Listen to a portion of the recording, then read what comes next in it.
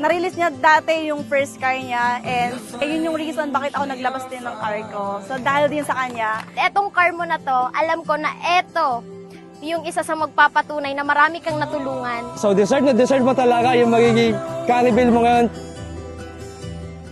Hindi mabubuo ang Team Dominators kung wala ka! Di ba? Kahit pagod, nilaban niya. Pero ngayon, tignan nyo naman yung resulta niya. Tumawag nga siya sa akin kagabi, sabi niya, Mentor, sobrang nakakatuwa, no? Kasi dati, nag-aabot lang ako ng ticket sa mga sasakyan na papasok sa trabaho ko. O ngayon, si Manila na yung bibigyan ng ticket pag papasok niya. Galing, no? Sa 4 years kong nagtatrabaho, parang naisip ko bakit ganon. Sobrang sipag ko naman, pero paulit-ulit lang yung nangyayari sa akin.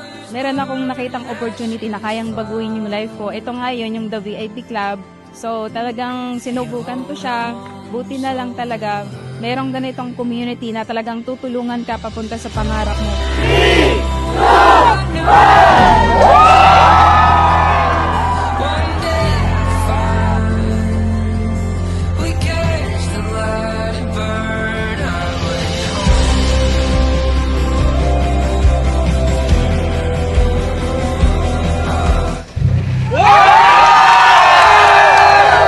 Congratulations, Press Manilin!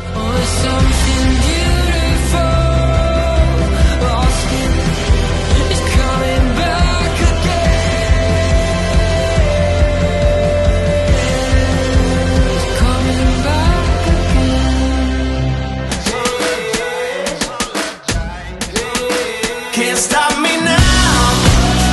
Can't stop me now. Can't stop me now. I'm just doing what I do.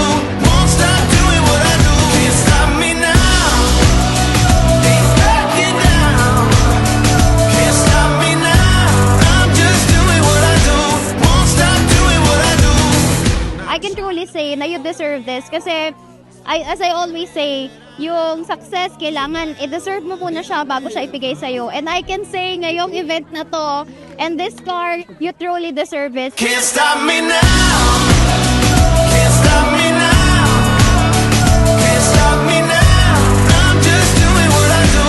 Won't stop doing what I do. Can't stop me now. I'm Manilin Pimentel, former parking attendant na ngayon owner na ng Honda Civic RS Turbo. Thank you, The VIP Club. Won't stop doing what I do.